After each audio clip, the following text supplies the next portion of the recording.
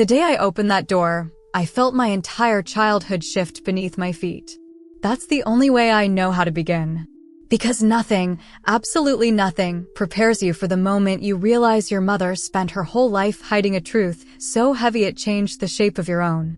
It happened on a quiet Sunday morning, the kind where the world feels soft and slow. I had gone back to my mother's house after her stroke, just to sort through some of her things, just to feel close to her again. The house still smelled like her lavender oil and the faint citrus detergent she always used on the curtains. Even after 2 months without her in it, the place felt alive, like she'd stepped out only for a moment. I walked through each room deliberately, touching the edges of old picture frames, running a hand along the familiar chipped paint of the hallway wall. Every detail of that house was stitched into my childhood memories except one. The one I didn't even know existed. I found the door by accident. Or maybe it found me. It was behind an old wardrobe in the hallway, the one my mother always told me never to move. She used to laugh it off, saying it was heavy, saying my father placed it there before he passed away, saying it didn't matter. But that day, as I reached to dust behind it, I noticed something strange, 4 tiny nail holes along the wall, lined up in a perfect rectangle. A seam. A faint outline of a door. My heart stuttered. I pressed my palm against the wall. Hollow. Something was behind there. Something my mother had sealed away. My breath caught in my throat as I pulled the wardrobe forward with both hands, the wooden legs scraping loudly across the floor. Dust billowed up in little clouds. And there it was, plain as day, a narrow door frame boarded up with thin plywood, likely painted before I was born. I think I stood there for a full minute before I moved. My hands were trembling as I touched the boards. Why would my mother hide a room? What was she keeping from me? Even then, before I knew anything, I felt the air shift, the way it does right before a truth arrives that you can never unhear, never unsee, never forget. My fingers found the edge of the board and I tugged. The first piece came loose easily. The second splintered. The third left a long scratch on my palm. And then the door, an old wooden one with a tarnished brass knob, appeared like a ghost. My pulse hammered inside my ears. Something inside me whispered, "Stop." But another voice, some deeper, older part, insisted, "You have to open it." When the door finally creaked open, a rush of cold, stale air pushed past me like the sigh of someone who'd been waiting too long. And that's when it began. The unraveling. The truth-telling. The shift in everything I thought I knew. I grew up believing my mother was the strongest person in the world. Her name was Margaret, but everyone in town called her Maggie. She was small, sharp-witted, steady-handed, one of those women who could fix a broken chair leg with the same ease she braided your hair in the morning.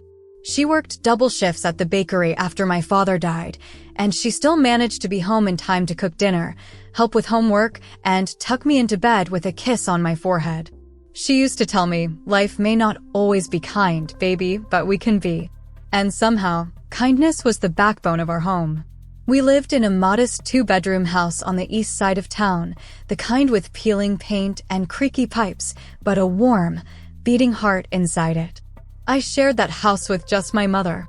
No siblings. No aunts or uncles who visited. No cousins. No one. It was always just us. Our routine was simple, comforting, really. She'd wake before dawn, make coffee, pack my lunch, and leave a sticky note on the refrigerator with a little heart drawn next to my name. After school, I'd do my chores, wait for her shift to end, and we'd eat together at the tiny round kitchen table. Sometimes the power flickered, sometimes. Money was tight, but the house never felt empty. Not once. Even when I became an adult and moved into my own apartment, I found myself going back to that house every Sunday for coffee and biscuits, just like always. It was tradition. It was home. And when she had her stroke last winter, I felt something inside me crack. She survived, thank God, but she hadn't returned home since. Rehab. Hospital. Temporary care. Things moved too fast, and suddenly I was responsible for sorting through decades of her life. I told myself I was ready. I wasn't. Because I didn't know that all my life, I'd been living beside a secret. A sealed-off room, 10 feet away from where I slept. A room I had walked past every single day of my childhood without ever suspecting a thing. That's the part that haunts me, even now. Looking back, there were signs. Not obvious ones, my mother was too careful for that. But small, fleeting moments that only made sense after the fact. The first time was when I was around 7. I remember coming home from school early because I had a fever.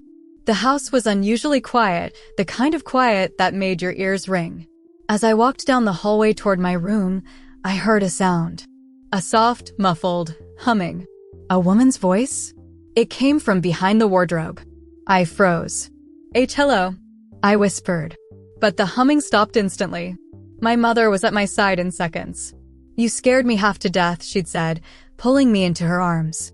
"Why aren't you in bed?" I told her what I'd heard. Her expression tightened, just for a flicker, before she laughed it off. "Oh honey, that old house hums in all sorts of ways. Pipes, wiring, you know how it is." I nodded because children believe what they're told. But I never forgot the sound. Another time, when I was maybe 12, I saw my mother sitting in the hallway at midnight. She was leaning against the wardrobe, eyes closed, as if she'd been listening for something on the other side. When she saw me, she jumped. Literally jumped. "What are you doing awake?" she snapped. I wanted water. She softened then, but her posture never relaxed. "Go to bed, darling. It's late." I remember walking back to my room, glancing over my shoulder, and seeing her place her palm flat against the side of the wardrobe, her head bowed, as though she were grieving something. Or someone. But again, children make excuses for the people they love. I pushed it all away, until the day I opened the hidden room. And that's where I'll pause for now. I remember standing in that dark hallway, staring at the narrow door I had just uncovered, my breath shallow and uneven. The air felt heavier, almost charged, like the house itself was holding its breath with me. My fingers hesitated on the doorknob. Part of me wanted to turn around and forget I'd ever seen the door. The other part, the part that had lived too long with half answers and little silences, knew better. With a slow twist, the knob turned. The door groaned softly, like it was waking up after decades of sleep. Inside, the room was small, no bigger than a walk-in closet. Dust danced in the thin beam of sunlight coming from a tiny, high window. My first thought was how cold it felt, like the air hadn't been touched by breath or movement in years. Then I saw them. Boxes. Stacks of them. Some plastic, some cardboard, some old wooden crates with rusted metal corners. All neatly arranged, almost intentionally organized. But one box caught my eye first, because it wasn't dusty like the others. It looked recently touched. Labeled in black marker, Clara. My name. A chill ran down my spine. Why would my mother have a hidden box with my name on it? And why hide it in a sealed room? I knelt down, hands trembling, and lifted the lid. Inside were papers, birth certificates, old school forms, medical reports, and even drawings I made as a child. My handwriting. My stick figures. My childish attempts at writing Mommy plus Clara. But tucked beneath everything was something I had never seen before. A photograph. A little girl around my age, maybe 6 or 7, standing in the backyard of our house. She had dark hair like me, soft curls, and eyes that looked like mine. She even wore my old red sweater. Except, I had never taken that picture. I had never worn those shoes. I didn't remember that day. Still, the resemblance was undeniable. I whispered, "Who are you?" But of course, the picture couldn't answer. My chest tightened with confusion. I set the photo aside and opened another box. This one wasn't labeled. Inside were letters, dozens of them, tied with an old ribbon. The paper had yellowed, corners curled with age. I picked up the first envelope. Addressed to Margaret Ellis, my mother. Return address, Street Bridget's Home for Children. My pulse quickened. I opened the first letter with shaking fingers. Dear Ms. Ellis, we understand your concerns regarding Rebecca's adjustment. Transitioning into a stable environment after early trauma can take time. I stopped reading. The name pulsed in my head like a heartbeat. Rebecca. I had never met anyone named Rebecca. My mother never mentioned her. Not once. I opened a second letter. Rebecca has shown improvement this week. Her night terrors have decreased. Another letter. We still recommend separation for the safety of both children. Both children? I dropped the letter. The air in the small room closed in on me, pressing against my ribs, squeezing the breath out of me. My pulse thundered in my ears. There were more letters, dozens, going back years. I scanned bits and pieces of them, my eyes collecting fragments like broken glass. Adjustment issues cannot be placed together. Clara must remain unaware for now. Margaret, this may be the best choice, Clara. Me. I stumbled back onto the cold floor. My mother had been writing to an orphanage. There was a child. A girl. Named Rebecca. And I had been part of the decision to separate the children.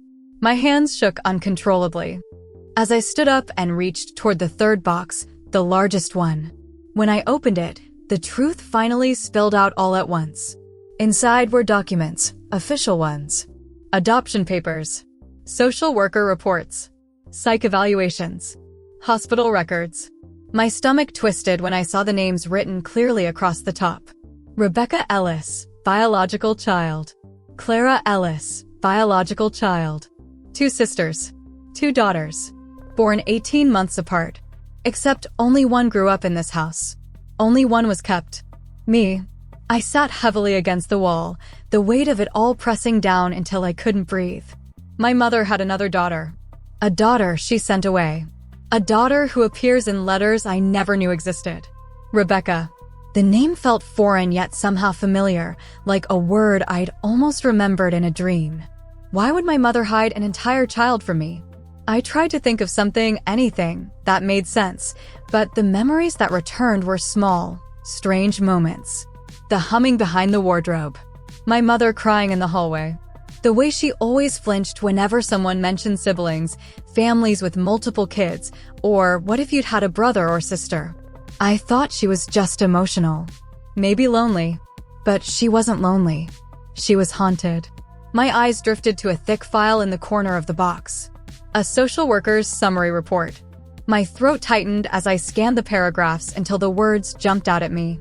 Rebecca displays signs of early trauma and aggression. Incident reports include attempts to harm younger sister during infancy. Younger sister. Me. My stomach dropped. I kept reading. Due to safety concerns and the mother's inability to supervise both children simultaneously, temporary separation is recommended. Temporary.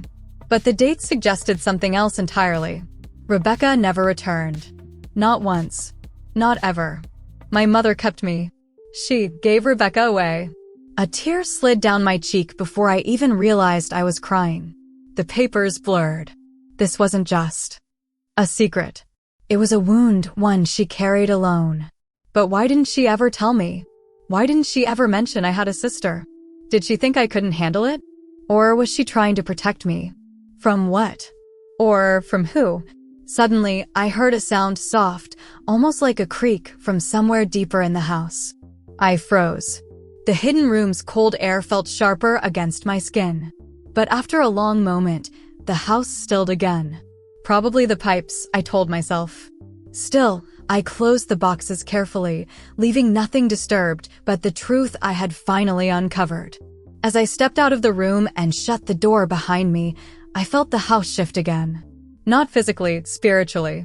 Like it finally exhaled after holding something in for too long. And I whispered, to no one but the ghosts of secrets lingering in that dust-filled space, "Mom, what did you do?" I didn't sleep that night. I lay awake on the old floral couch in my mother's living room, the same one where I used to curl up beside her on movie nights. But now, every cushion felt heavy with secrets. Every shadow in the room seemed to whisper a name I'd never heard spoken aloud. Rebecca. My sister. The words still didn't feel real on my tongue. Sometime around dawn, when the sky outside turned the pale gray of early morning, I made a decision. I needed answers from the only person who could give them to me. My mother. She was still at the rehab facility on the other side of town, a modest place with faded blue walls and friendly nurses who tried their best to brighten the atmosphere. I drove there with a knot in my stomach that tightened with every mile. I rehearsed what I'd say, something firm, something steady. But when I entered her room and saw her sitting up in her bed, hair neatly combed, hands folded in her lap, she looked so small. Not the invincible, powerful mother of my childhood. Just a woman who'd carried too much alone. Clara. Her voice lifted softly, a smile warming her tired face. You're here early. Sweetheart. I swallowed hard. The words felt sharp on my tongue. Mom. I found something in the house. The smile faded. Not instantly, but gradually, like a light dimming. She motioned for me to sit, her eyes searching mine with an unease I hadn't seen before. What did you find? She asked quietly. I sat at the edge of her bed, hands clenched in my lap to keep them from shaking. A door, I said. Behind the wardrobe. Her breath caught. I saw it. Just a small hitch in her chest, but enough to confirm everything. And inside, my voice cracked. Inside were boxes. Papers. Letters.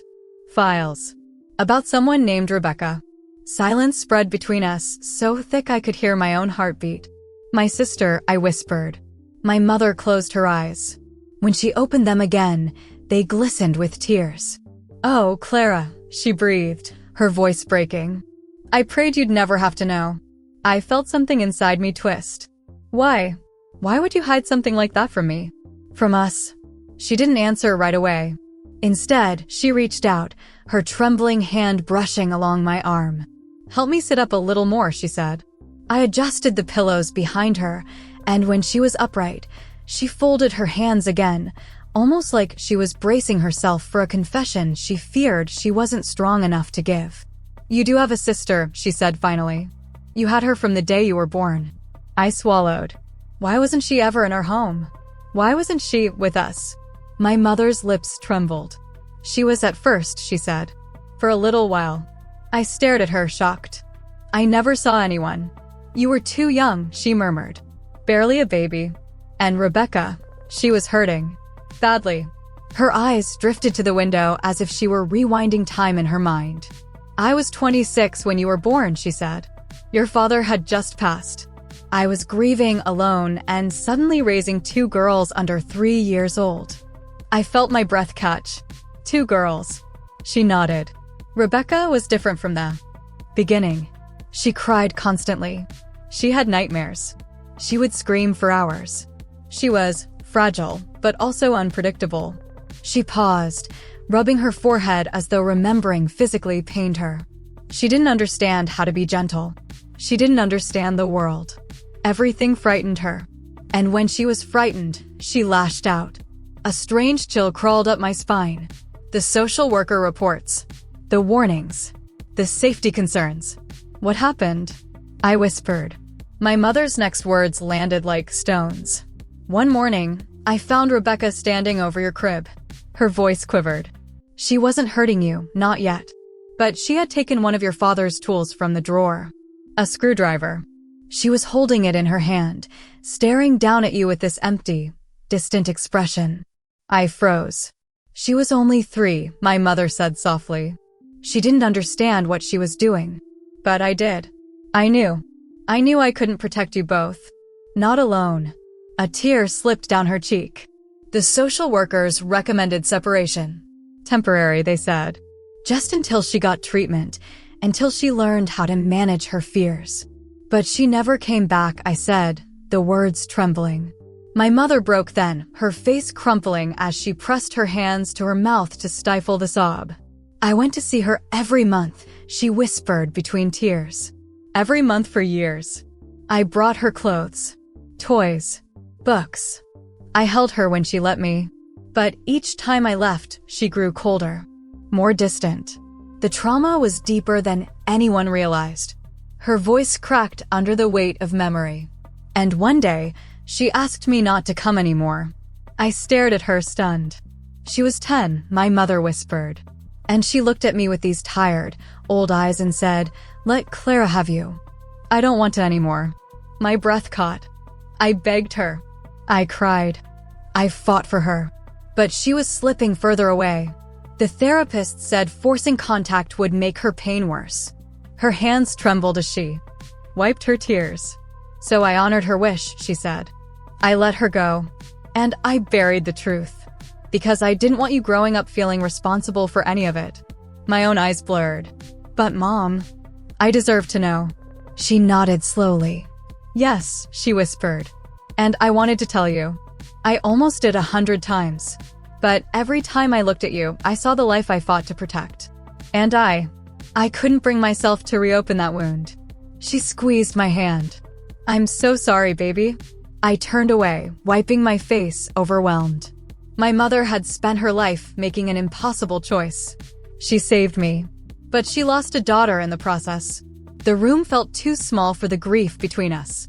After a long moment, I whispered, "Where is she now?" My mother swallowed hard. "I don't know," she said softly. "I haven't heard from her since she was 18. Her voice broke again. She might not even remember me. My heart ached with a strange, sharp mixture, pain, anger, compassion, disbelief. A sister. Lost in the world. Alone. And I had no idea she even existed. At that moment, I realized something important. If Rebecca was still out there, hurting, abandoned, forgotten, I needed to find her. I don't know how long I sat in my car after leaving the rehab center. Maybe 10 minutes.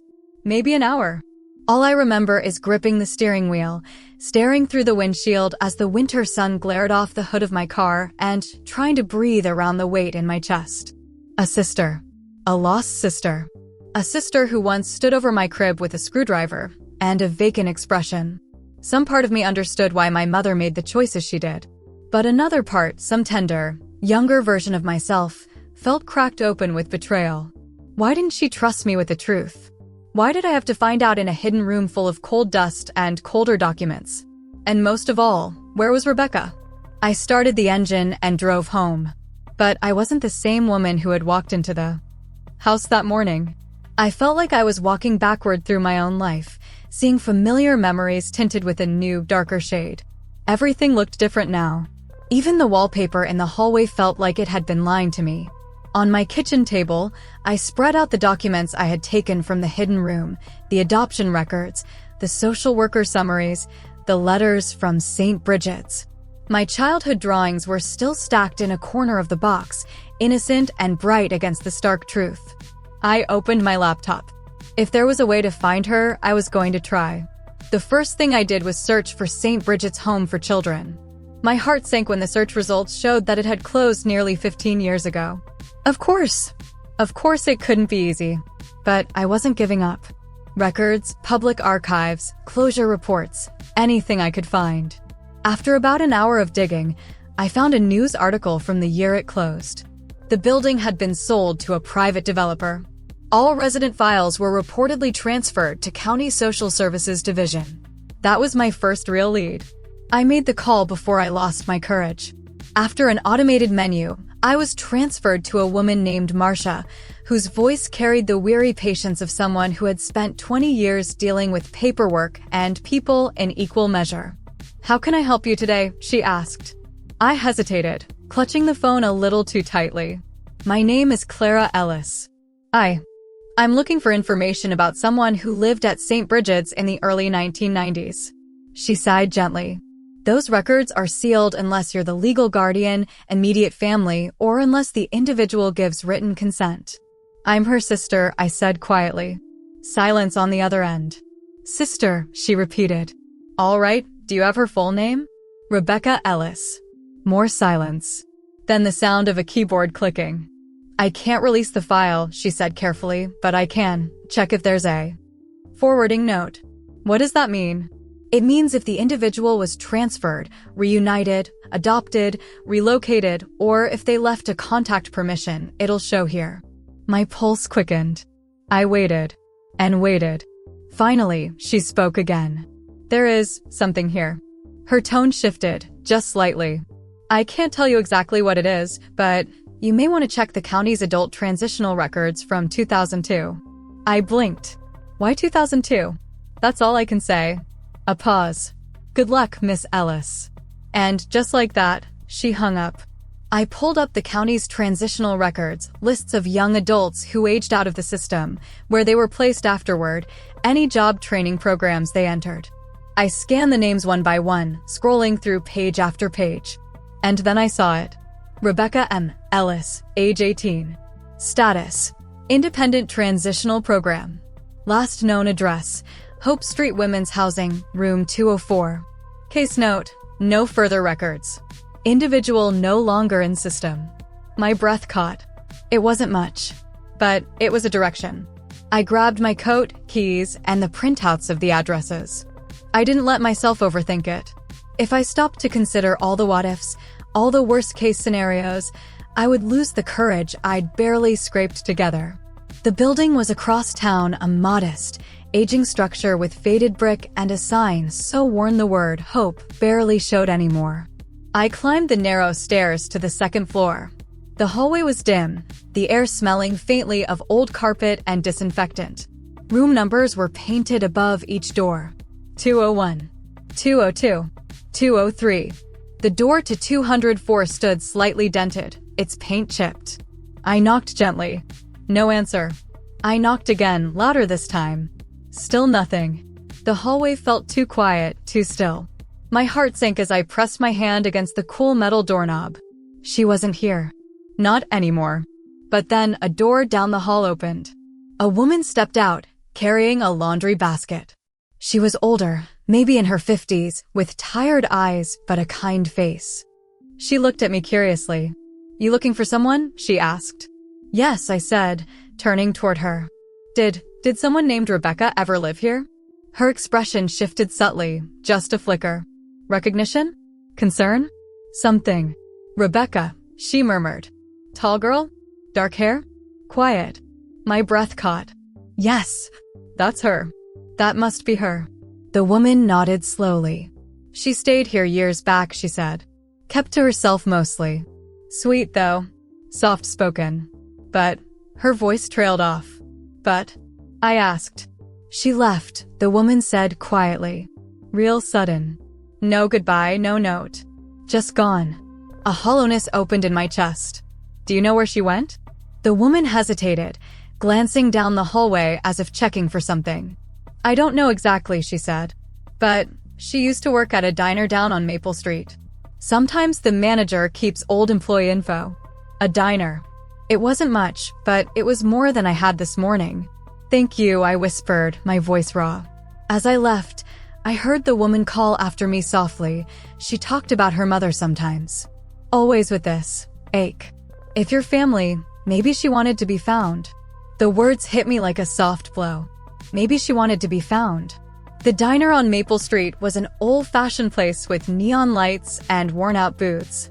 The manager, a stout man with a salt and pepper beard, raised an eyebrow when I approached. "Rebecca," he echoed, tapping his fingers on the counter. Yeah, I remember her." My breath tightened. "She was a good worker," he continued. "Quiet.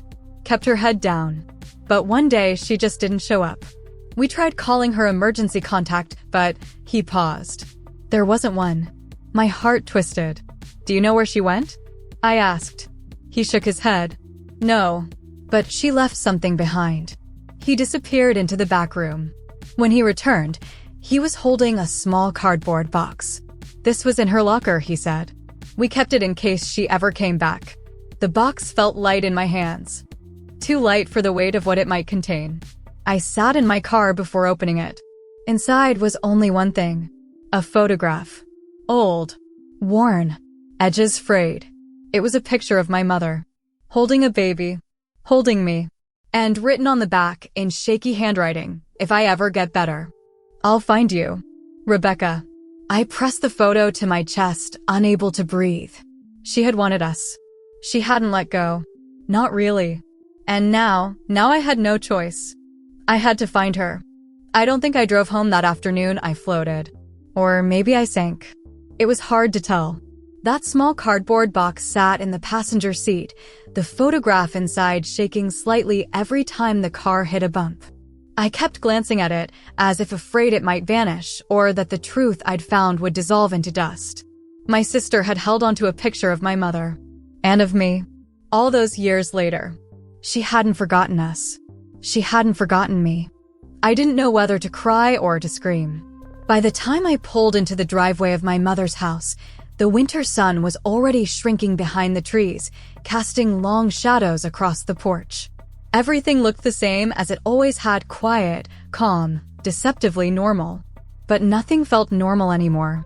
I went inside and placed the box gently on the kitchen table. Then I sank into a chair, burying my face in my hands. Part of me was furious. Part of me was shattered. Part of me was hopeful, terrified of that hope, but unable to stop it from blooming anyway. A sister. Somewhere out there in the world. Possibly alive. Possibly looking for the same answers. I forced myself to take a slow, steady breath. Then another. I had to think clearly. I had to move forward. Not emotionally, just practically. One step at a time. The diner manager had kept one last piece of information, a last known paycheck stub. I hadn't opened it yet. It was still tucked under the flaps inside the box. I reached in and unfolded the small slip of paper. The date was from 12 years ago. Her address. At the time had been the Hope Street housing, room 204, the same place I'd visited earlier. But below the address was something else. Something I hadn't noticed before. A handwritten note. Transferred to Greenhaven Sanctuary, 2003. My breath froze. Greenhaven Sanctuary wasn't a residence. It wasn't a shelter. It wasn't a therapy center. It was a mental health facility. My pulse jumped painfully. Was that where she'd gone? Was she still there?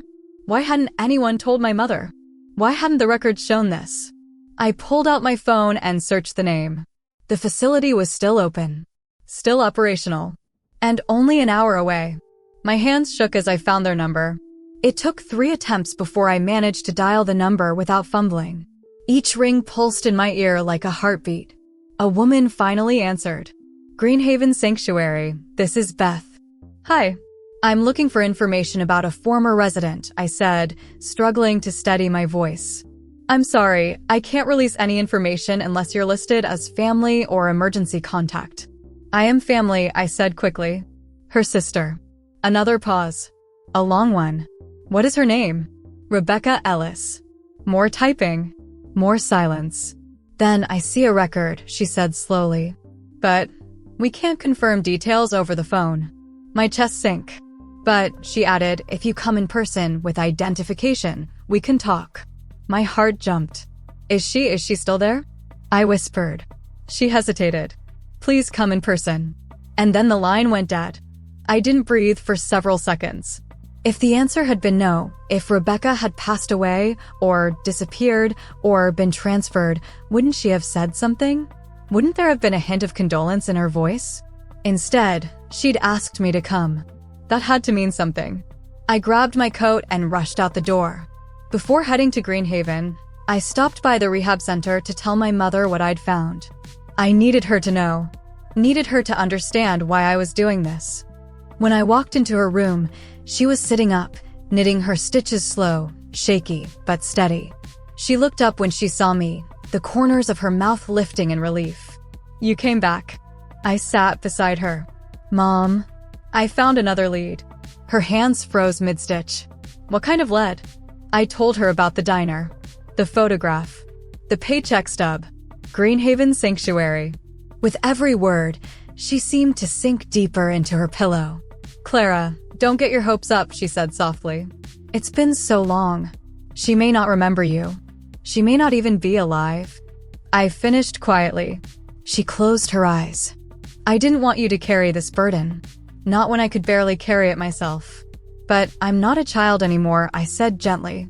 And if Rebecca is alive, I need to know her. Even if she doesn't want to know me. My mother wiped a tear from her cheek. You're stronger than I ever was. No, I whispered. I just had a mother who taught me how to fight for the people I love. She bowed her head as her tears fell. I just pray she's found peace, she murmured. I squeezed her hand, and for the first time since this ordeal began, my mother didn't pull away. She held me tight, as if holding onto me anchored her to the world. When I stood to leave, she whispered something I will never forget. If you find her, tell her I never stopped loving her. Not for one single day. The drive to Greenhaven felt unreal, like I was traveling toward a version of myself I hadn't met yet. The facility sat on a quiet, wooded property.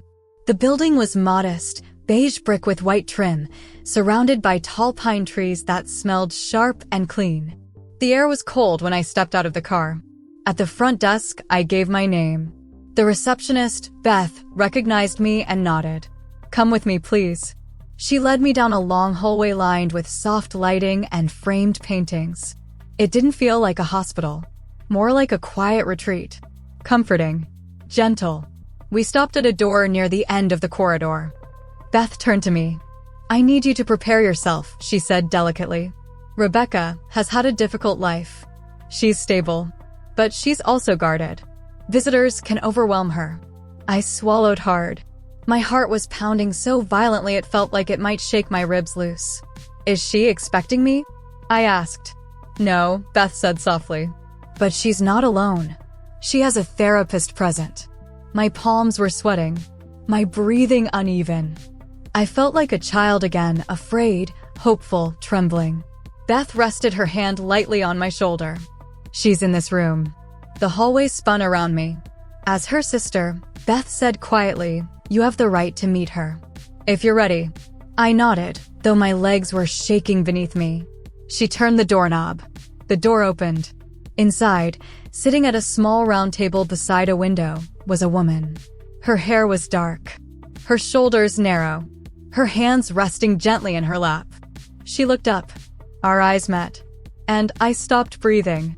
Because it was like looking into a mirror, one shaped by a different life, one softened by pain, one marked by loneliness. And she whispered, barely audible, "Clara." My name, on her lips. After all these years.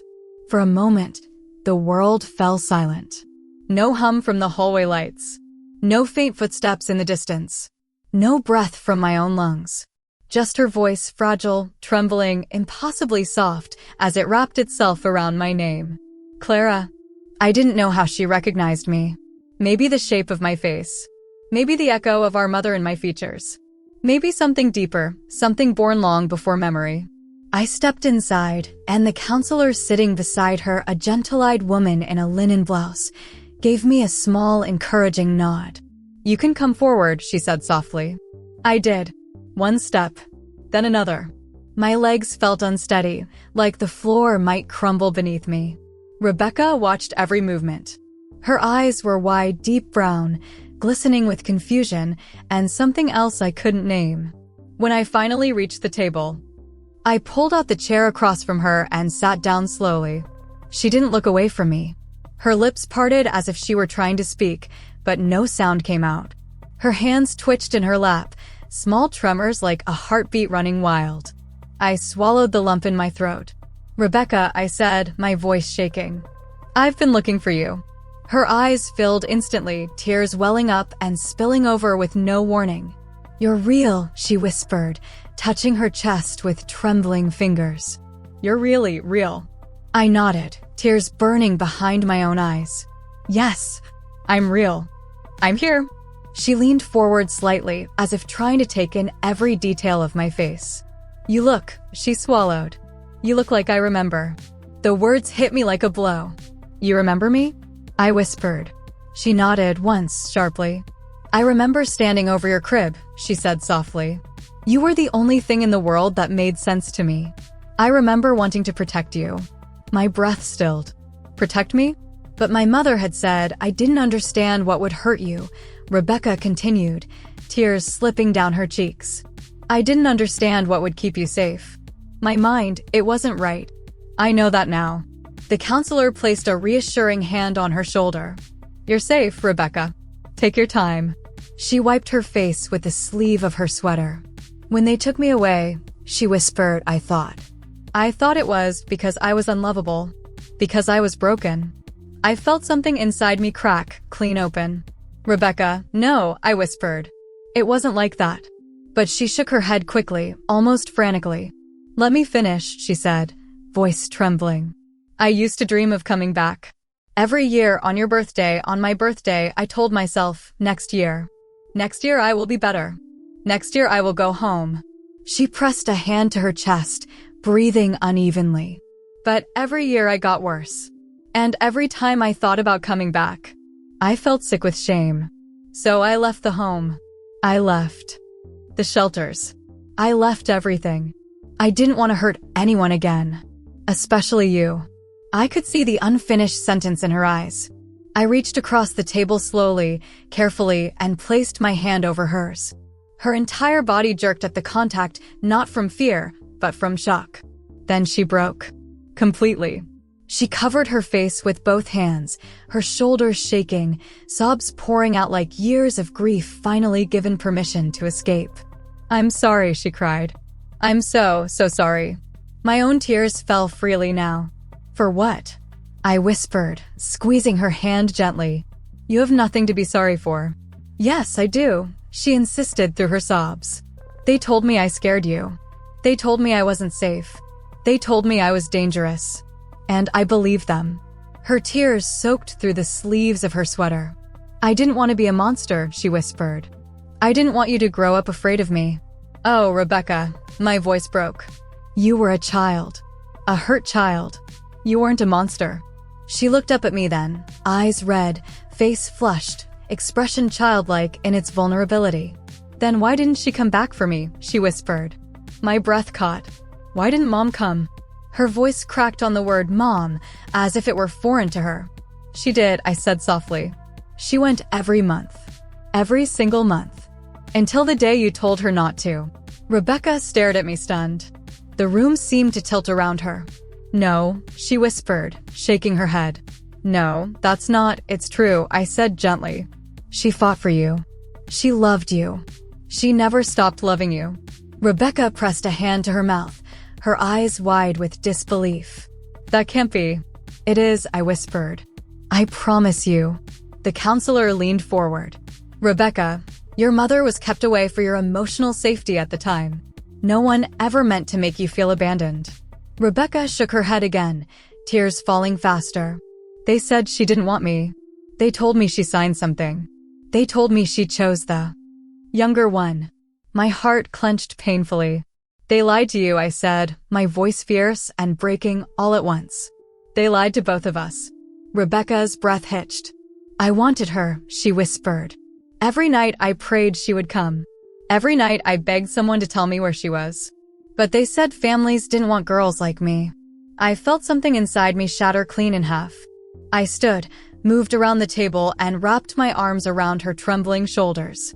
She gasped at first, startled, but then melted into me, clinging to the fabric of my coat like a drowning person grabbing onto driftwood. "I'm here now," I whispered into her hair. "I'm not going anywhere." She sobbed harder, her whole body shaking. "And Mom wants to see you," I said, stroking her back gently. "She wants you to know she never stopped loving you. Never." Rebecca pulled back slightly, eyes shining with terror and hope. "Is she angry with me?" she whispered. My throat tightened. "No," I said softly. "She's heartbroken without you." Rebecca bowed her head and breathed out a trembling sob. "Will she let me come home?" she asked. I cupped her face gently. "She's been waiting for you for 20 years. Her lips trembled. "And you?" she whispered. "Will you let me be your sister?" I pressed my forehead to hers, our tears mixing between us, and answered with the only truth I had. "I've been your sister my whole life. I just didn't know where to find you." Her small, fragile smile broke something open inside me. Then she whispered, "Don't lose me again." "I won't," I said. "Not ever." Rebecca didn't want to leave Greenhaven that first day, and I didn't blame her. The walls there were quiet, soft, safe. Safety is a kind of home when the world has never offered you one. But before I left, I made a promise to return the next morning. When I stepped outside the facility, the cold wind bit my cheeks, clearing the fog of the moment. My heart felt full and cracked at the same time, like glass holding. Too much sunlight. My sister was alive. Hurting, but alive. And now that I had found her, the past wasn't going to stay quietly in the shadows anymore. By the time I returned to my mother's house, it was late afternoon. I walked inside, still carrying sweet shock and raw pain in equal measure. But another emotion was building too, something I wasn't prepared for: public consequence. Because in a small town, secrets don't stay hidden long. Especially when someone like my mother, strong, respected, loved, carries something this heavy. The first sign something had shifted was the voicemail blinking on my mother's old landline. I pressed play, not expecting anything significant. It was Linda, our neighbor for 20 years. "Clara, honey, I heard you're asking about a girl named Rebecca. Is everything all right? Call me back, sweetie." I froze. How did she know? The second voicemail was from Pastor Daniels. "Clara, your mom is in our prayers. If there's anything we need to prepare for or help with, let me know." Prepare for? The third voicemail was from Mrs. Abbott, the town's unofficial news station disguised as a bakery owner. "Clara, I heard you were at Greenhaven today. Is something wrong? Does your mother need something?" I swallowed hard. Word had spread fast. Too fast. I opened the curtains and saw what I should have expected, a figure standing across the street, pretending to water a garden in the middle of winter. Then another person walking slower than usual past our mailbox. And someone else lingering near their car. Whispers traveled faster than truth. The next morning, before visiting Rebecca, I made a quick stop at the grocery store to pick up some items for my mother. I couldn't even get past the produce section before someone approached me, Mrs. Parker, the town's most persistent conversationalist. "Clara? I heard you've been asking about a girl from the orphanage. Someone said she might be related to you." Her voice was soft, but her eyes sharp, hungry. For answers. I held my breath. "Who told you that?" I asked quietly. "Oh, you know how things get around," she replied vaguely, waving a dismissive hand. "But is it true? Did your mother have another child?" My chest tightened. Public consequence had come faster than I expected. "It's a family matter," I said firmly. She moved closer, lowering her voice. "People are concerned. Secrets lead to rumors, dear. And your mother, well, you know how much people respect her. Respect her enough to gossip? To pry? To judge?" I felt a hot flash of anger rise inside me. "It's not something for you to worry about," I said. She frowned. "We're just trying to understand why she would hide a daughter." The words hit me like a slap. I stepped closer, so close she stopped breathing for a second. "My mother didn't hide a daughter," I said softly. "She protected one. The other was taken from her. And neither of those things are your business." Her mouth fell open, but I didn't wait for her to respond. I turned and walked out of the store, the weight of judging eyes burning into my back. Before I reached my car, someone else called out, "Clara." It was Mr. Stevens, the retired mail carrier who'd known our family for decades. "I didn't know Maggie had another girl," he said gently. "Why didn't she ever say anything? Because she was ashamed? Because she was scared? Because the system told her to be silent? Because the world isn't kind to mothers who admit they can't keep their children safe?" I took a deep breath. It was complicated. He nodded slowly. "Most real things are." That simple phrase softened something in me. "People don't need the details," I said. "Rebecca deserves privacy." "I understand," he replied. "But you know how this town is. They'll spin whatever story they want unless you set them straight." I looked around. 3 people were pretending not to watch us. Rebecca didn't deserve rumors. My mother didn't deserve judgment for choices she was forced to make. And I didn't deserve to shoulder this alone. Before visiting Rebecca, I went to see my mother again. She was sitting up, trying to crochet, though the hook trembled slightly in her hand. She looked up when I entered, relief spilling across her face. "Did you see her?" she asked, her voice already cracking. "Yes," I whispered, tears filling my eyes. "I saw her." She recognized me. My mother's hand flew to her chest. She let out a sound so soft and broken it didn't feel like it belonged to the present. It belonged to 20 years of grief. "Is she all right?" she managed to ask. "She's fragile," I said gently. "But she wants to see you. She's scared, but she wants you." My mother cried without sound, just tears streaming steadily down her cheeks. "Oh God," she whispered. Thank you. Thank you." But then her face grew pale. "Clara, people are calling me. Asking questions." "Why are they asking questions?" I took her hand in mine. "Mom, they know something. The rumors are starting." She went still. "What are they saying?" she whispered. I hesitated. "They're wondering why you hid a child." My mother closed her eyes, her chin trembling. Oh no, Mom, I said gently, we don't owe them your pain. But we also can't let them invent their own version of the story. She nodded faintly. I did what I had to do, she whispered. But the world never understands choices like that. I squeezed her hand. Rebecca understands.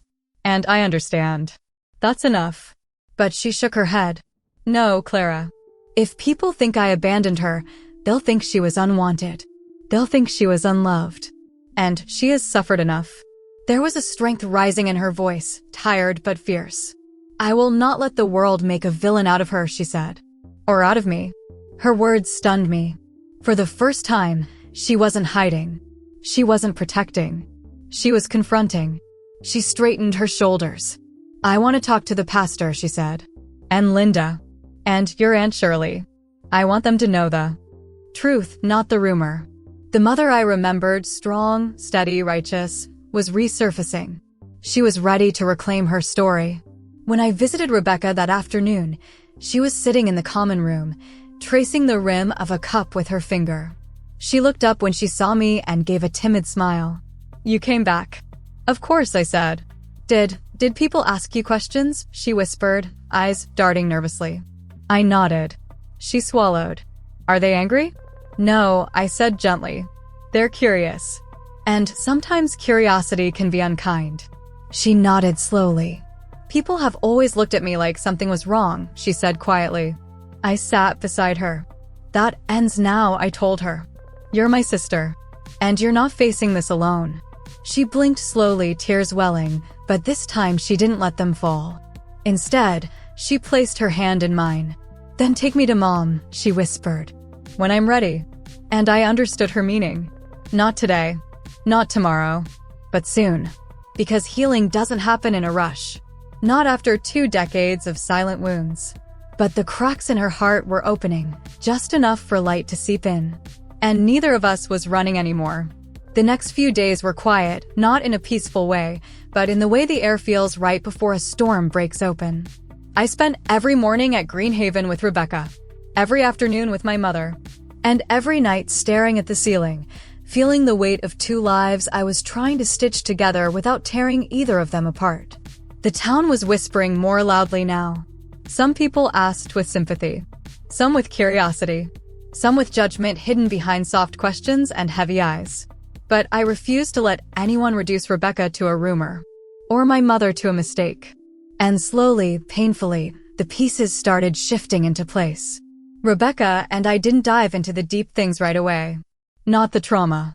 Not the separation. Not the years lost. We started small. Tiny steps that didn't overwhelm her. The first morning, I brought her a cup of hot chocolate. She held it in both hands like it was something fragile and rare. I haven't had this since I was little, she said softly. Do you like it? She nodded, blowing on the steam. It's warm, she whispered. It feels safe. Safe. A word she rarely used. The next day, we walked the garden path behind the facility. She moved slowly, her fingers grazing the tops of the plants as we walked. This one is rosemary, I told her. She paused and sniffed the leaves. It smells like our backyard, she murmured. Did we have rosemary? I asked gently. She didn't look at me, just kept walking. Then, quietly, I remember Mom's hands smelling like that sometimes. My breath caught. A memory. A real one. I didn't push further. Recovery isn't about digging. It's about allowing. On the 4th day, she was sitting on the edge of her bed, twisting the sleeve of her sweater between her fingers. When I entered, she didn't smile like she usually did. Instead, she said, Clara, I think I want to see her. Just like that. Soft. Uncertain. But unmistakable. My heartbeat quickened. You're sure? She nodded. I'm scared, she admitted. But I'm more scared of waiting. Her voice trembled. I've spent my whole life waiting, and I don't want to wait anymore. I knelt beside her and took her hands in mine. We'll go together, I said. And I won't leave your side. She looked into my eyes like she was checking whether I meant it. I need to know if she still loves me, she whispered. Tears stung the back of my eyes. She does, I whispered. She always did. Before taking Rebecca to the rehab center, I visited my mother alone. I needed to prepare her, not emotionally, because nothing can prepare a mother to see the child she lost, but practically, physically, in a way her heart and health could handle. When I entered, she was already sitting up, dressed, hair brushed, hands folded. "You look ready," I said softly. She took a shaky breath. "I haven't slept," she admitted. I keep imagining her face. What she must look like now. I sat beside her. "She looks like you," I said gently. "And like me." Her eyes glistened. Did she ask about me?" "Yes," I whispered. "Every day." Mom covered her mouth with her trembling hand. "Oh, thank God," she breathed. But then her face shifted, fear creeping over her features. "What if she hates me, Clara? What if she can't forgive me?" I grabbed her hand quickly. "Mom, she doesn't hate you. She never did. She thought you left her." Mom's breath hitched like something sharp had lodged in her chest. "That is not true," she whispered fiercely. I fought. I fought with everything I had. "I know. She knows now too." I told her. Her eyes filled again. "She believed you?" "Yes." Something inside her softened. I knew then that she was ready. As ready as a mother can be after 20 years of silence. Rebecca was quiet in the passenger seat. Too quiet. She held the photograph from the diner in her lap, the one of Mom holding me as a baby. Her thumb brushed across the edges again and again. At a stoplight, she whispered, "What if she doesn't recognize me?" "She will," I said. "What if she's disappointed?" "She won't be." "What if I make her sad again?" My chest tightened. "You won't," I said firmly. "This time, everything is different." She nodded, but her breaths came shallow and shaky. As we approached the rehab center, she gripped the seatbelt with both hands so tightly her knuckles turned white. "Clara." "Yes." "Stay close." "I promise." The nurse escorted us to a small private room my mother had requested, warm lighting, 2 chairs, a couch. Not too bright. Not too crowded. Safe. Rebecca stood at the doorway, frozen. Her breath trembled. Her fingers twitched. Her eyes darted everywhere, floor, window, ceiling, but never at Mom. My mother was seated in a chair facing the door. Her hands were clasped. Her shoulders tense. Her eyes already watering. She looked so afraid. So hopeful. So unbelievably fragile. "Rebecca," she whispered. The sound of her name, the way my mother's voice trembled on it, broke something inside the room. A dam. A spell. A lifetime of silence. Rebecca's breath caught in her throat. She didn't move. Mom stood slowly, almost painfully, and took 1 step forward. "I have waited 20 years, she whispered, her voice cracking, "to say I am sorry." Rebecca swallowed hard. Then softly, barely audible, "Mom." The moment the word left her lips, my mother's knees buckled. I rushed forward to steady her, but Rebecca reached her first, instinctively, desperately, and caught her by the arms. They clung to each other like 2 halves of something broken that had finally found their way back. My mother sobbed into Rebecca's hair. Rebecca shook with every breath, her hands gripping the fabric of Mom's cardigan like she was terrified to let go. "I never abandoned you," Mom cried. I fought so hard. "They told me you didn't want me anymore." I believed them. "I shouldn't have. I should have found you." Rebecca sobbed, a wounded, raw sound. "I wanted you. I wanted you every day." My mother kissed her forehead, her cheeks, her hair, desperate, trembling kisses of a mother who had been starved of her child for decades. "I love you," she whispered over and over. "I love you. I love you." Rebecca buried her face in Mom's shoulder, crying like the child she used to be. "I never stopped waiting for you," she whispered. "There are moments that feel too sacred to witness." Mom holding Rebecca was one of them. I turned away, tears streaming silently, giving them space to let 20 years of grief collapse into forgiveness. My mother reached out, searching blindly until she found my hand and pulled me into the embrace. The 3 of us held onto each other, crying, trembling, breathing in the same small room where the past finally loosened its grip. We weren't fixed. Not yet. Maybe not ever. But for the first time, we were finally together.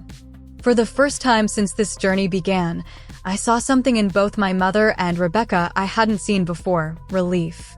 Raw, trembling, fragile, but real. It was like watching two people who had been drowning for 20 years finally break the surface and gulp in their first breath of air. They clung to each other, terrified the moment might dissolve, but it didn't. It held. And in that small room, the world felt whole again. But peace doesn't come without consequence. Especially not in a town as small and as watchful as ours. Mom and Rebecca talked quietly for nearly an hour. Not about the big things, not yet. But about small, ordinary memories that had survived the years. Rebecca remembered the red sweater she used to wear. Mom remembered how she refused to sleep unless someone hummed by her crib. Rebecca remembered the rosemary smell in our backyard. Mom remembered how she used to hold Rebecca's hand so tightly in crowds because she feared someone would take her away. I sat in the corner, listening, my heart squeezing tighter with every shared memory. It was incredible and heartbreaking to see what pieces each of them had held onto in the dark. After a while, Rebecca grew tired. Trauma makes even soft conversations heavy. Mom reached out and smoothed Rebecca's hair away from her forehead.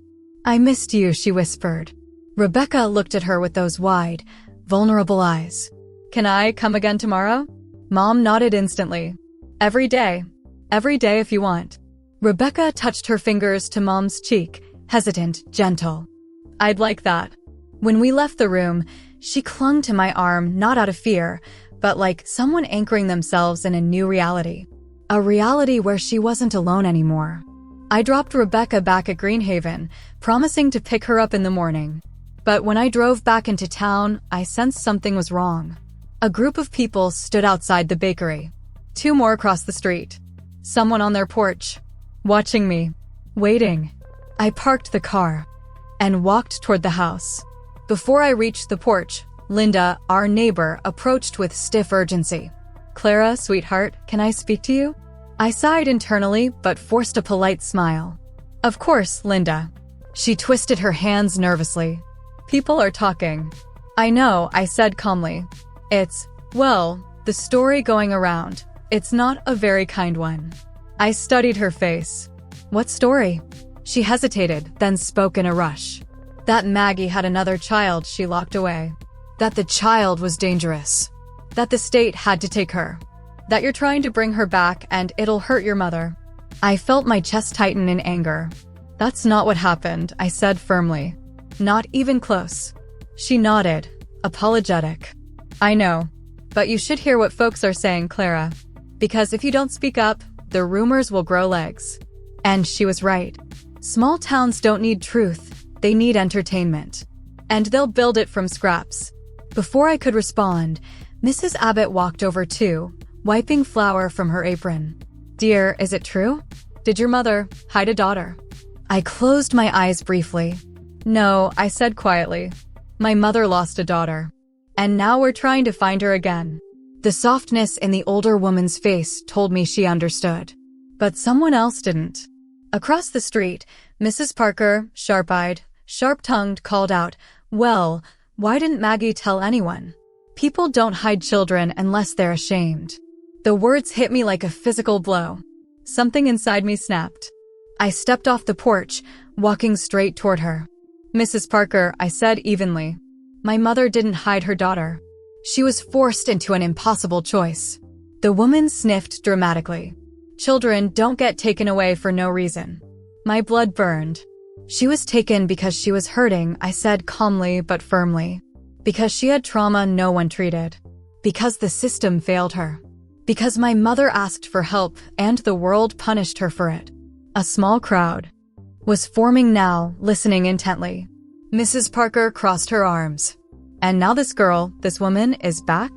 Won't that, I don't know, cause trouble?" I stepped closer, close enough she had to tilt her head back to meet my eyes. "She is not trouble," I said, voice steady as stone. "She is family." A murmur spread through the crowd. I continued. "My sister is alive. She's healing. She's ready to come home. And if anyone in this town thinks they're going to shame my mother for loving her children, they can say it to my face." Silence fell across the street. Some people lowered their eyes. Some nodded approvingly.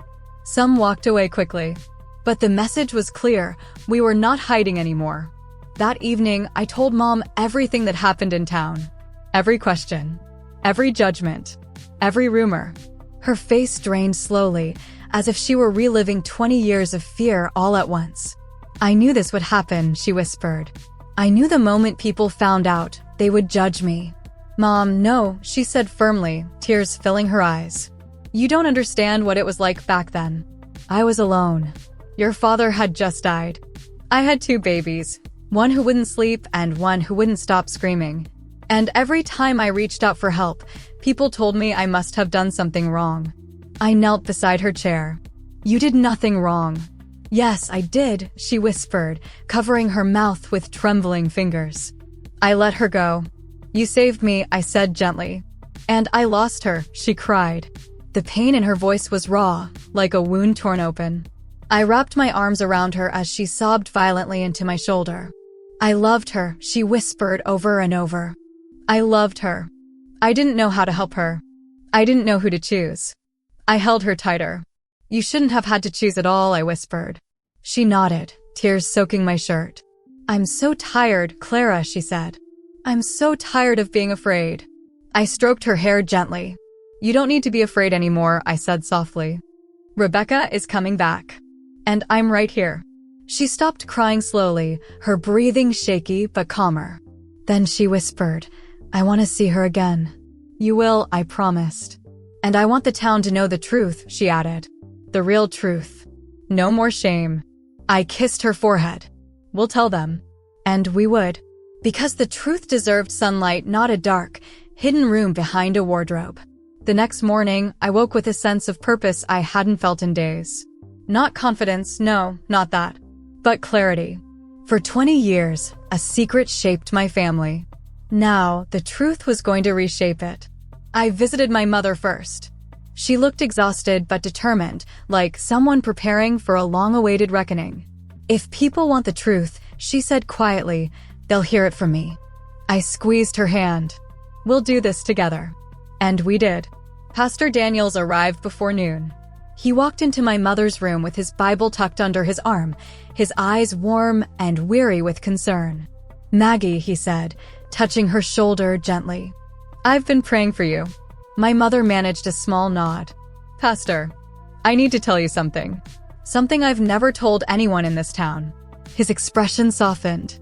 Take your time. She looked at me, and I gave a slow, encouraging nod. My mother inhaled deeply. I had 2 daughters. The pastor froze. One, she continued, voice trembling, was hurting. She had trauma I didn't know how to heal. The other was a baby I was terrified to lose. And when the system intervened, they didn't give me options. They gave me ultimatums. Her eyes filled but didn't fall. She held herself steady, dignified despite the pain. I visited Rebecca every month. I fought for her. I begged to bring her home. But I was alone, grieving my husband, living paycheck to paycheck. And when Rebecca asked me to stop coming, she finally broke. My heart shattered. I never wanted her to think I abandoned her. I just did what the world told me was best for her safety. Pastor. Daniels placed his hand over hers. Maggie, he whispered, there is no sin in being overwhelmed. There is no shame in loving 2 children but being forced to choose one's safety over another's pain. My mother's shoulders shook with silent sobs. You are not judged here, he added. Not by God. And not by me. It was the first moment she allowed herself to cry without guilt. Word spread quickly that my mother was ready to speak. Within hours, Linda, Mrs. Abbott, Mr. Stevens, and a handful of other familiar neighbors filled the small common room at the rehab center. At first, the atmosphere was stiff, people clutching their jackets, glancing at each other, waiting to hear a story that had been whispered about for decades without ever being told. My mother sat upright, fragile but surprisingly resolute. Thank you all for coming, she said. There was a tremor in her voice, but her gaze didn't waver. I have lived with this secret for most of my life. Not because I wanted to hide it, but because it hurt too much to say out loud. The room quieted. I had 2 daughters, she said. Not one. Most people gasped softly. A few bowed their heads. Some exchanged guilty glances. My older girl, Rebecca, she continued, was born with trauma. Trauma I didn't understand. Trauma doctors didn't treat properly. She was hurting, overwhelmed, frightened, and when frightened, she acted out. She clasped her hands tightly. I loved her. God knows I loved her. But I was a young widow with no support and 2 children under 3. One day, I found her standing over Clara's crib with a tool in her hand. Not out of malice, out of confusion, fear. Someone in the crowd covered her mouth. Another whispered, "Oh Lord." The system stepped in, my mother said. They told me separation was temporary. They told me I was doing the right thing. They told me my daughter would get help. A tear slid down her cheek. But the help never came. And the temporary separation became permanent. A murmur rippled across the room. She grew up believing I abandoned her, that I didn't love her. And Clara grew up believing she was my only child. My mother finally looked up, straight into the eyes of the people who had judged her, whispered behind her back, and filled gaps in her story with their own imagination. No mother, she said softly, should ever have to justify loving her children. But I am telling you now so that neither of my daughters carry shame that never belonged to them. The room was utterly silent. Then Mr. Stevens stood. "Maggie," he said, voice thick with emotion, "I'm sorry. We should have been helping you, not watching you struggle alone." Linda wiped her eyes. "We failed you," she said quietly. Mrs. Abbott stepped forward, placing a hand on my mother's knee. "You were never ashamed," she said gently. "You were hurting. And we should have seen it." The crowd softened, walls lowering, judgment dissolving into shared humanity. My mother looked up at me with tears streaming. "She deserves to come home," she whispered. "She will, I promised." When I arrived at Greenhaven later that afternoon, Rebecca was waiting at the window, her knees bouncing, her hands wringing the hem of her sweater compulsively. "You came back," she said with visible relief. "Always," I replied. She glanced down at her fingers. "My therapist told me the town knows." My heart sank. "Yes," I admitted gently. But they heard the truth. From Mom. Rebecca looked terrified. "And what did they think?" I sat beside her, taking her hand. "They think you're brave." Her eyes widened skeptically. "They think Mom is strong," I added. "And hurting. And human." She swallowed. "And me? They think you're coming home." Her breath hitched. "Clara, I want that." "I do." But her voice cracked. "I've never lived anywhere that wasn't an institution. What if I can't fit?" "You don't need to fit," I said softly. "You just need to belong. And you do. With us." A small, trembling smile formed on her lips. "Can we go back there?" "To the house," she whispered. "Not today," I said. "But soon. We'll take it slow." Her fingers tightened around mine. "Will Mom be okay seeing me again?" She's waited half her life for it. Rebecca blinked up at the ceiling, tears pooling. "I don't know how to be a daughter," she whispered. "You already are one," I said gently. "You just haven't had the chance." For the first time, I saw something in her eyes that wasn't fear. Hope. Small. Delicate. But alive. Before I left, Rebecca touched my hand. "Clara." "Yes." "Will you be there when I come home?" I cupped her cheek. "I'll be there every minute." Her lips trembled into a small, fragile smile. "Then I'm ready." And in that moment, in her quiet, trembling courage, I realized something. Healing doesn't begin when the world forgives you. It begins when you forgive yourself. And my sister was finally beginning. It took 3 more days before Rebecca was cleared for her first supervised visit outside the facility. Not because she wasn't stable enough, she was, but because Greenhaven wanted to make sure her transition would be gentle, controlled, and emotionally safe. Those were the longest 3 days of my life. Every morning, Rebecca asked the same question, "Is she ready?" And every morning, Mom asked, "Is she scared of me?" They were like 2 people standing on opposite sides of a bridge, both wanting to cross, both terrified to take the first step, both believing the other might pull away. And me? I was the person standing in the middle, patching every crack with whatever love I could gather. When the day finally arrived, I felt a nervous excitement buzzing under my skin, like the whole world was holding its breath. Rebecca stood in Greenhaven's lobby, wearing the soft gray cardigan I brought her, fingers twisting around the fabric anxiously. "Clara," she whispered, "what if the house doesn't feel familiar?" "It doesn't need to feel familiar," I said gently. "It only needs to feel safe." "And what if I break again?" Her eyes flickered downward. "What if I disappoint her?" "You won't," I said, cupping her hands. "You're not broken. You're healing. And Mom isn't looking for perfection. She's looking for you." She inhaled slowly, as if letting the air fill spaces she'd once kept empty. "I'm ready." We walked outside together, and the cold breeze swept over us, a little sharp but refreshing. Like the world reminding us we were still alive. The drive felt both too short and too long. Rebecca stared out the window, occasionally brushing her fingers against the glass, almost as if trying to memorize the outside world again. And then, we turned onto our street. She stiffened instantly. "Clara, is that?" "Our house," I said softly. She swallowed hard. "It looks smaller than I remembered." "That's okay," I whispered. "Small things grow with memory." Mom wanted to wait at the rehab center. She said she wasn't strong enough yet to be in the house alone with so many ghosts, but she asked me to bring Rebecca by after. Still, I wanted Rebecca to see the house. Because this was her home once too, even if she never got the chance to live in it. We approached the front porch slowly. Rebecca stood frozen on the first step, staring at the door as if it might swallow her whole. "I remember," she whispered. "There was a crack on the left side of the doorframe. I used to press my finger into it." I blinked. "There was a crack, one my father patched poorly the year before he died. You remember that?" She nodded slowly. Her hand reached up, trembling, and she touched the same spot. Her breath hitched. "It feels the same." I smiled softly. "Some things don't change." We stepped inside.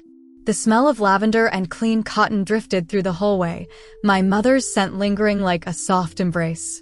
Rebecca closed her eyes, inhaled deeply, and whispered, "That smells like her."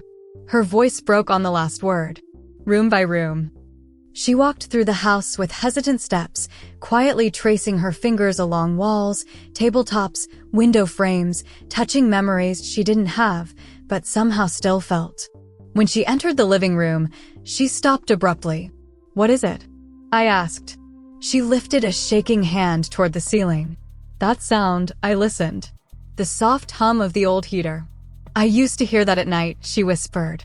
I remember lying on the floor near the vent, listening to it. My heart clenched.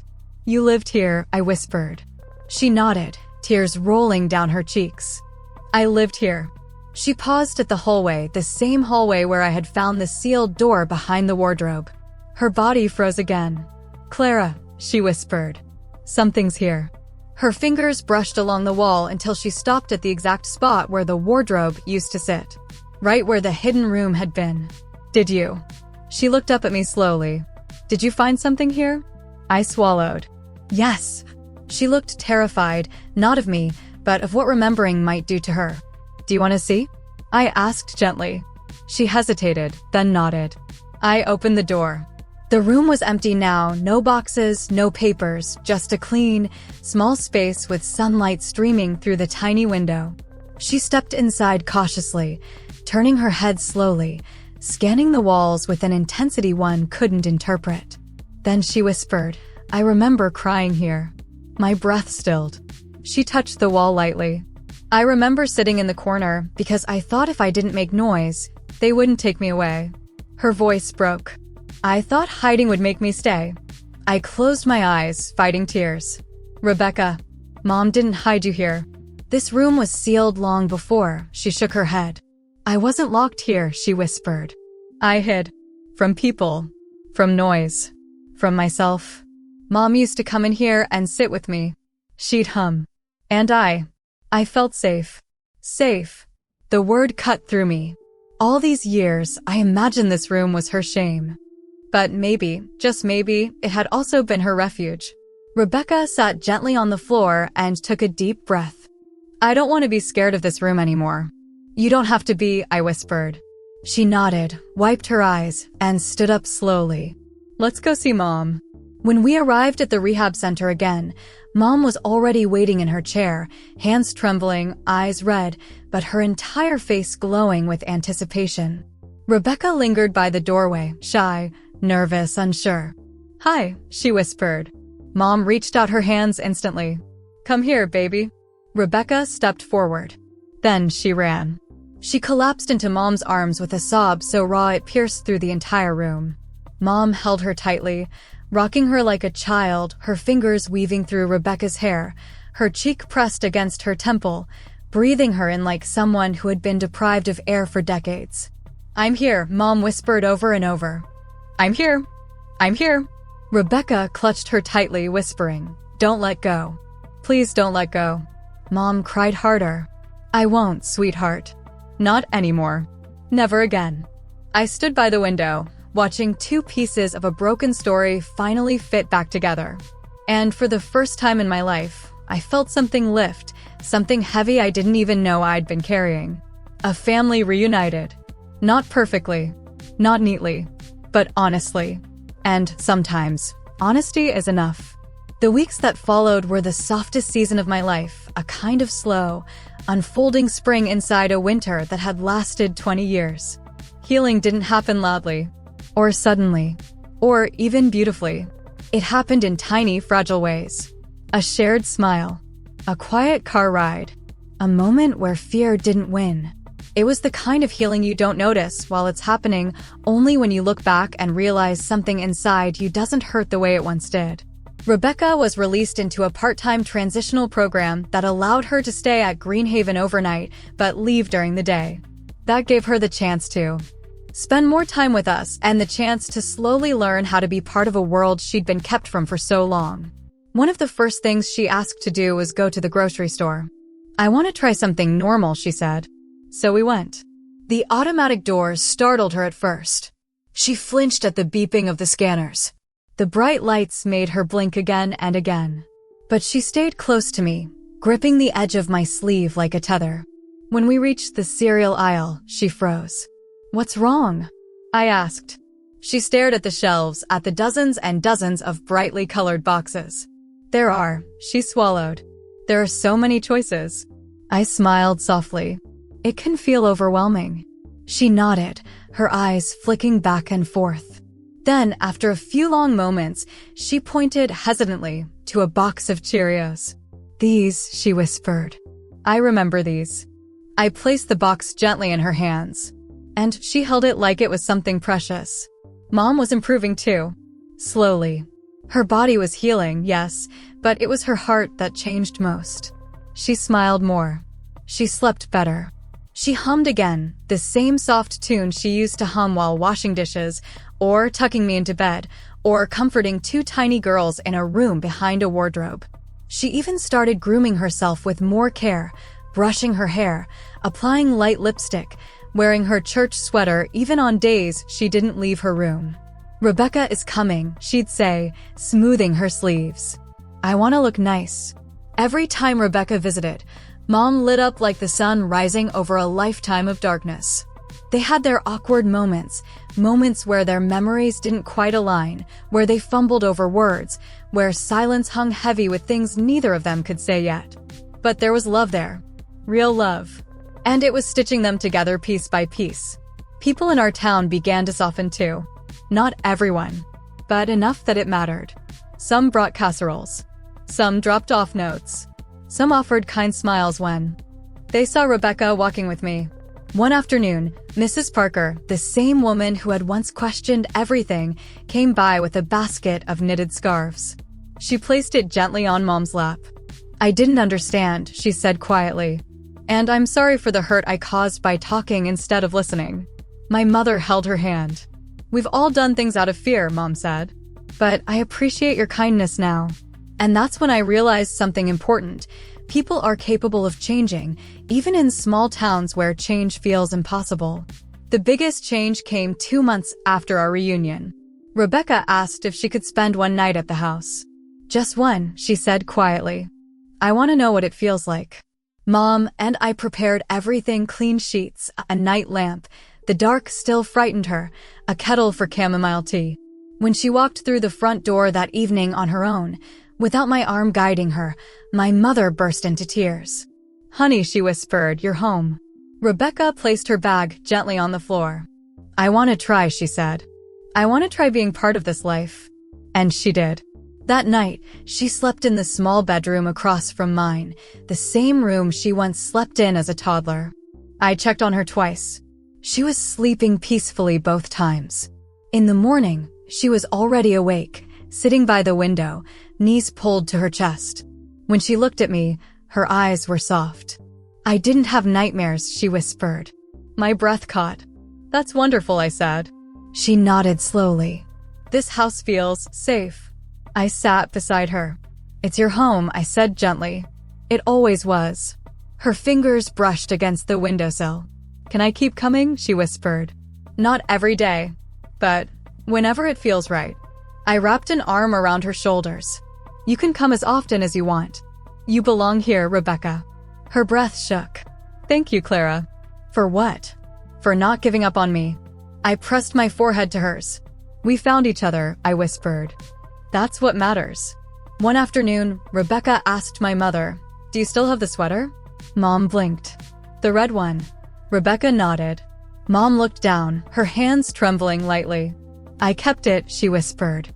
"All these years." She opened the drawer by her bedside table and pulled out the tiny, faded red sweater, worn at the elbows, small enough to fit a child who wasn't yet 3. Rebecca took it with trembling hands. "I remember this," she whispered, holding it to her chest. Mom touched her cheek gently. "You used to cry if anyone tried to wash it," she said, a smile breaking through her tears. They both laughed softly, broken, tender laughter of two people finally allowed to share memories again. And in that moment, watching them, I realized something. This wasn't just healing. This was rebirth. Rebecca slowly began taking weekend visits, then extended ones. Eventually, her therapist suggested something that made all of us freeze. She's ready for partial independent living. Rebecca looked terrified. Mom looked proud. I looked at my sister and saw bravery she didn't recognize in herself. "I'm scared," Rebecca whispered. I took her hand. "It's okay to be scared," I said. "But you're not alone." She shook her head vehemently. "No." I meant, "I'm scared because I want this." My chest tightened. "That's good," I whispered. "That means you're choosing life." Her eyes glistened. "I want to live," she said. "With you. With Mom. With everything I didn't get to have." I pulled her into a hug. "And you will." It didn't happen overnight. Nothing this beautiful ever does. But slowly, Rebecca moved into the house part-time. Slowly, Mom healed from her stroke. Slowly, I learned how to be not one daughter, but 2 daughters' sister. The house was fuller, louder, messier, more real. And we were finally becoming a family not built on secrecy or fear, but on truth, on love, on forgiveness. One day, as we sat together on the porch, Rebecca leaned her head against my shoulder and whispered, "I think I finally understand." Understand what? That I wasn't abandoned. I was just waiting. I wrapped an arm around her. "We were all waiting." She nodded. "And we're done waiting now. You know, life has a way of hiding whole chapters from us. Sometimes because we aren't ready to read them, and sometimes because the people who love us are trying their hardest to protect us from the pain written inside." For 20 years, I thought I knew my story. I thought my childhood was small, simple, untouched. But the truth is, a life can hold more than one heartbreak at a time and still keep going. My mother carried a secret she never wanted to have. My sister carried a wound she never should have borne. And I carried a life I didn't realize had been shaped by choices made long before I could understand them. And yet, here we are. Still standing. Still loving. Still rewriting our story together. I've learned something through all of this. Healing doesn't always come the way you imagine. Sometimes it arrives slowly, in a quiet room, through a trembling hand, in the moment someone says your name, and you realize it still belongs to you. If you take anything from my story, let it be this. Families aren't broken by secrets. They're broken by silence. And sometimes, all it takes is one brave moment, One honest conversation, one trembling step toward the truth to start putting everything back together again. And now I want to ask you, from one soul to another, have you ever discovered a truth that changed the way you saw your family or yourself? Would you have opened that hidden door or left it sealed? Tell me in the comments. And if my story touched your heart in any way, I'd be grateful if you'd subscribe so we can keep sharing these journeys together. Until next time, take care of your heart and take care of each other.